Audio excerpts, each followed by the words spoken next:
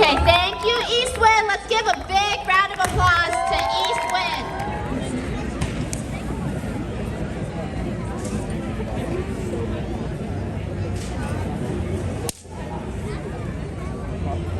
So we are going to start by setting up the altar. We already have some breakable, non-child-friendly items on the altar. And now we're going to have our young volunteers help us bring up the rest of the items. So some of the items on the altar might include a basket of fruit, the roundness of which symbolize wholeness or completeness, like the round moon tonight. Gold-colored fruit represent good luck and prosperity. Melons represent a long continuous line between ancestors in the past, our family in the present, and our descendants in the future, like the long vine on which the melons grow. Fruit that are gold are considered very lucky because gold is the color of gold and they signify wealth. So you will see a lot of gold-colored fruit to hopefully bring good fortune to your family. We have pomelos and we also have oranges, which are gold-colored.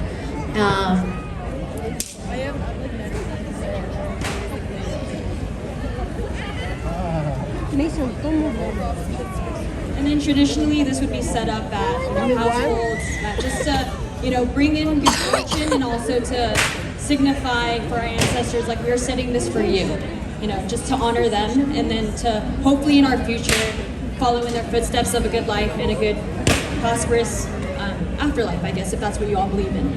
Yeah. So this holiday is really important for a family to celebrate together. Not just your family here now, but your family in the past and your family into the future. So come on, let's bring up our melons, kids. Watermelon? Oh, what's that?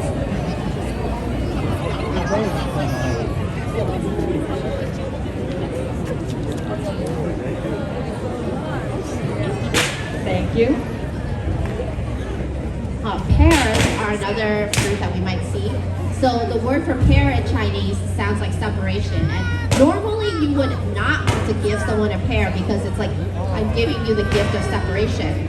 But for the Mid-Autumn Moon Festival, when we eat the pear and we destroy the separation, it's like we're keeping our family together because we don't have separation. So that's why we will have some pears here.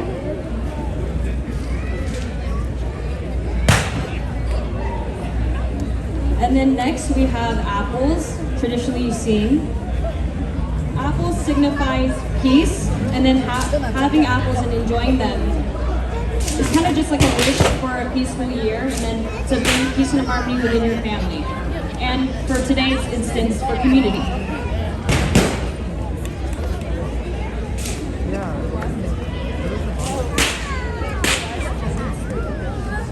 We have osmanthus wine as well. And osmanthus is a flower that is in season in the fall. And it has a beautiful smell, so the drink made from it is very, very popular. Another item at the altar would also be a little bonsai plant, like you see on that corner there. Bonsais usually represent loyalty and fidelity. A rabbit serves as a reminder of the humility and self-sacrifice in the legend of the rabbit. In a legend, the rabbit offered himself as food for the Buddha and lives forever on the moon as his reward. No rabbits were harmed tonight for this demonstration, so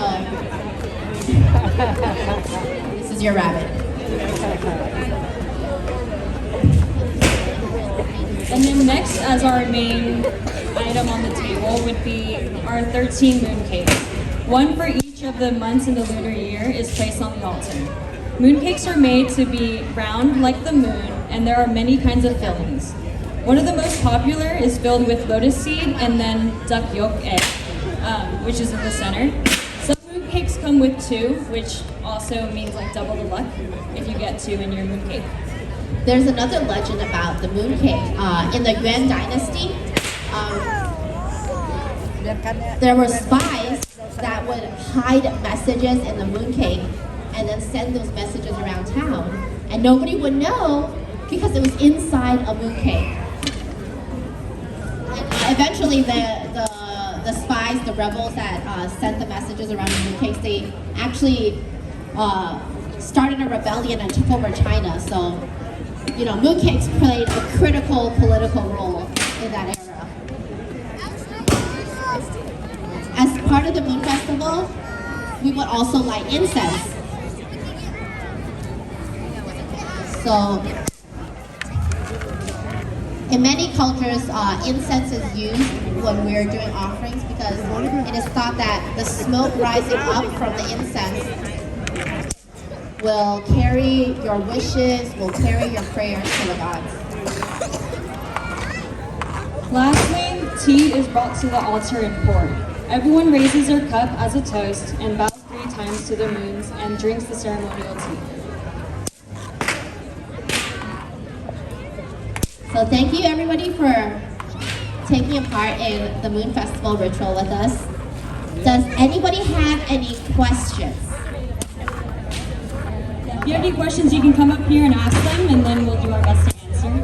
Okay, so since there's no questions, let's do a pop quiz, okay? We're gonna do a pop quiz, and we have some prizes. Last chance to answer your questions before the prizes are out. Last chance. There's a question right there. Question? Do you have a question? If anyone has made dumplings before, this will be pretty similar. There's someone in the back that has raised their hand and I asked dumplings. Anyway, we'll flatten it out. Yay big. This is a matcha skin. Skin come in many flavors. This one is black sesame. And then this is just a plain milky slurry cake.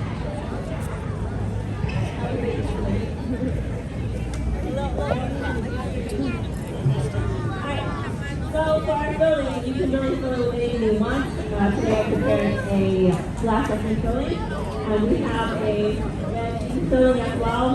We're going to go with red bean. So we have red bean filling, and then we also have a black sesame filling on the table. Nice. Looking beautiful. Can we get a round of applause for our beautiful volunteers today? And every time making new things, which is pretty great. Alright, so we grab the off-side ball of filling, whatever we use is red bean. So we'll put it right in the middle. And then you just try to wrap around it. So we're wrapping, we're closing, it's like stuffing a dumpling. It doesn't have to be beautiful, or does it? It does not have to be beautiful because the best part about mooncake is that it comes with a little press. And that press gives it the mooncake shape. So even if you wrap it really ugly, the press will shape it back to what you expect it to. As long as it closes, that's all that matters. And then the press looks a little something like this. Get them on Amazon. Very authentic. Authentic from water mooncake, you know?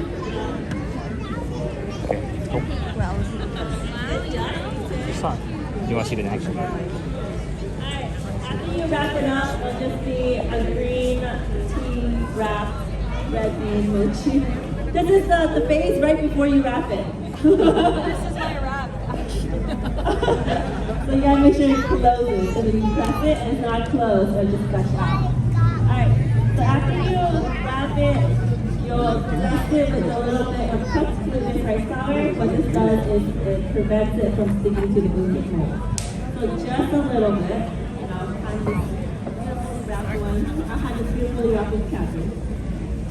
So you do, Catherine, if you want to take this. I did this. Great job.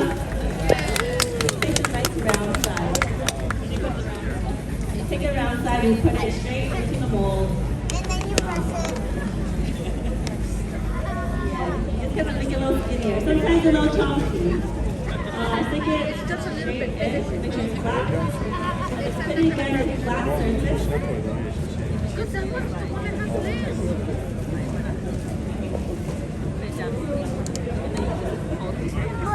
we're pushing it from the mold. And then, ta-da! Beautiful. Easy peasy.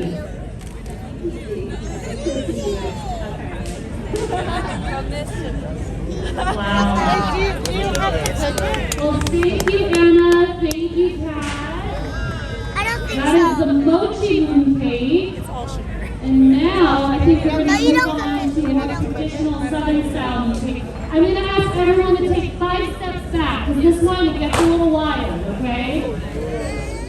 How long have you been there for? What do you guys serve?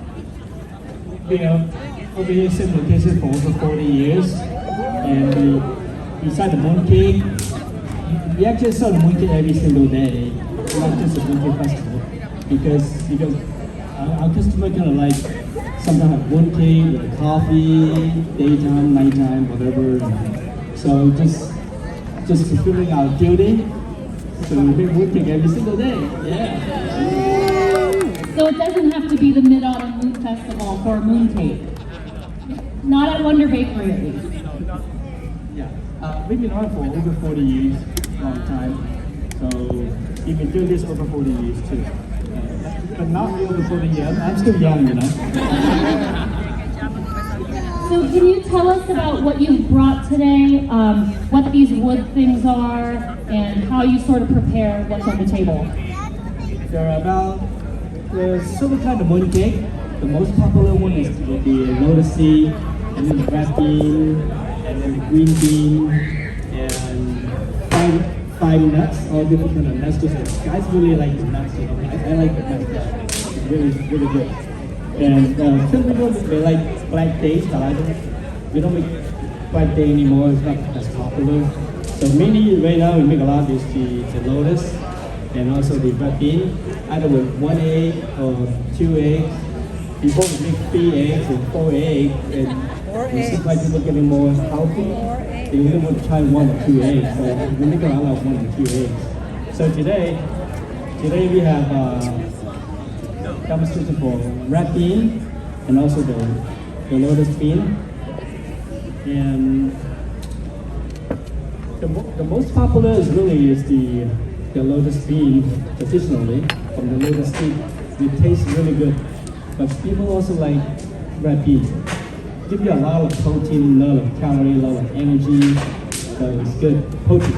Okay. So for the lotus bean, we use a square mold like that. That is kind of like traditional, like I think over 100 years. I don't know how many 100 years, at least 100 years. And the mold is made of special wood, really tough. For the red bean, it's like a round mold. So inside the mold, you see the red bean in Chinese character. So after they make it, then you see red bean on the surface. So you know, this is the red bean, this is the lotus seed, like that. And then we also make a small mini mooncake, the round one and also the square one. So in case people doesn't like too big mooncake, then you can try the small one. Okay, so I'm gonna do demonstration first with the lotus, and then after that, from this Chinatown, gonna help us demonstrate too together. Okay, I'll do it first, okay? All right, so we're about to see how mooncakes are traditionally made. So Well, just like the mochi, press down to the molds to get the character of the inside the mold, the red bean. This is the lotus, okay? So he's going to press it in, make sure it fills the entire mold, and he's going to put some flour in there so it doesn't stick to the sides. Similar to how we did the other mold for the mochi mooncakes. And so I'm not sure if you heard him, but The circle one is always going to be red bean, and then the square one will always be lotus seed. So if you go and buy mooncakes by yourself, you'll know which one is which. If you can't read the Chinese character one properly. Okay. So we're gonna put the lotus mooncake in there, and then we try to take it out by maybe chopping like 3 times. Some people make 2 times, but I do 3, 4 times. Okay, so we go All right, who's gonna hit it? 1, 1, 2. 3. Oh, he's so strong. He's so strong. He's so strong. So you see the character in there, lotus character. So we can distinguish between it's a lotus or it's a red bean, so the moment we can mistake. Okay, so I got this one. And then Catherine, we're gonna have you help on this next one. So we're gonna push it on in there.